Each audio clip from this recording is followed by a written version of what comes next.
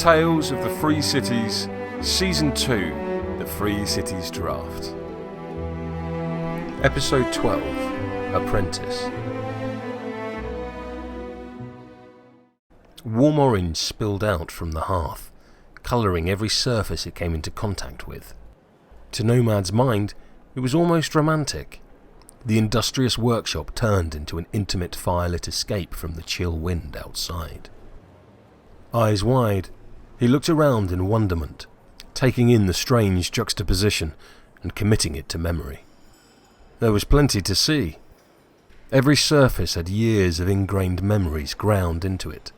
Dust and charcoal run into the gaps in the wood, dents and scratches where tools had been used to craft wondrous things. A variety of instruments and tools hung from hooks set on the walls, some familiar, and others intended for uses he couldn't fathom at all. Measures and steel rulers lay haphazardly on large paper sheets, and white chalk-covered walls painted the colour of blackened ash. The scene represented his future. He was Nomad no longer. Neither it nor the other names he'd once been given now seemed suitable. He had found a home and become an engineer. Ballista faced away from Nomad as he worked, exacting eye poring over an unfurled plan, only halting to scribble in the margins with a piece of charcoal. Nomad found himself on tiptoes, trying to make out the drawing. From what he could see, it looked like a heavy prosthetic arm.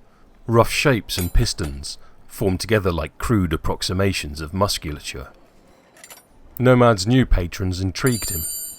He knew very little about the human members of their Guild Ball team, but even less regarding the Mechanica automatons. Most were vaguely human in appearance, but their bodies were nearly always exaggerated or augmented by extra limbs and heavy armour plating. They seemed like another race, alien and unreadable. Ballista let out a long sigh, leaning back on his stool and wearily rubbing fingertips against his temples. Nomad coughed politely, not wanting to take the older man by surprise. Huh? Why are you here, lad? I didn't ask for anyone to be sent to me. Apologies, Lord Artificer. I wasn't sure where to go when I arrived. I assumed you'd be the best person to speak to. It was a lie. Nomad had heard plenty of rumours about Pinvice, certainly enough to make him delay or avoid meeting her altogether if he could. Ballista was said not to be in favour presently, but at least held a reputation of being honourable and fair. The engineer grunted irritably. There was a time that might have been true, lad, but no longer. You'll need to travel to the College of Artificers. He dismissed Nomad with a wave of his hand and turned back to his work. The rumoured fate of Pinvice's last apprentice in mind, Nomad decided to cut to the chase. Please, wait. I can help you here, my lord. I'd rather not attend the Artificer Queen and her troop of monsters. He cringed inwardly, all too aware of how desperate he sounded. The older man's attention returned to him. Ballista's eyes had softened. I admire your candour, lad, but how would you be of use to me? Do you have even the slightest experience in arithmetic or fabrication? When Nomad didn't reply, the Lord Artificer rose from his perch and walked over to the closest wall, sharply pulling the sheet covering it and revealing a chalked schematic of a female Mechanica. Your choice of words has interested me, however. This is the first true Mechanica ever constructed, created in this workshop. Does this look like a monster to you? Nomad examined the sketch.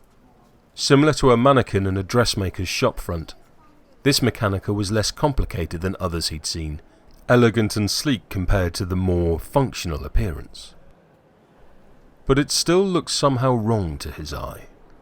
Brow furrowed, he tilted his head thoughtfully, trying to understand where the sentiment came from. Well, marvellous though it may be, it still looks odd. Why try so hard to make the Mechanica appear human, when clearly they're not? Ballista raised an eyebrow. Undeterred, Nomad spoke again as a sudden thought occurred. And why make it out of such detailed parts? One of these creations suffers damage, it must take weeks to repair. In the gutter, a shiv made from an old iron does the same job as a noble's knife. Why is this any different? The Lord Artificer didn't speak immediately, and for a long moment Nomad feared he'd spoken too plainly. Then, the older man's face broke out in a grin. Lad, I believe I may have misjudged you.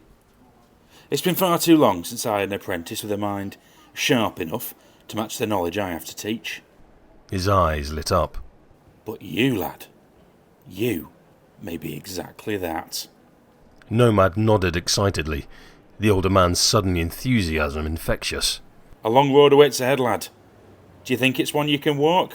Nomad smiled at the choice of words. Perhaps he wasn't done with his name after all. The Free Cities draft was written by Sherwin Matthews and is the sole property of Steamforge Games Limited. It is reproduced here with their kind permission and their continued support.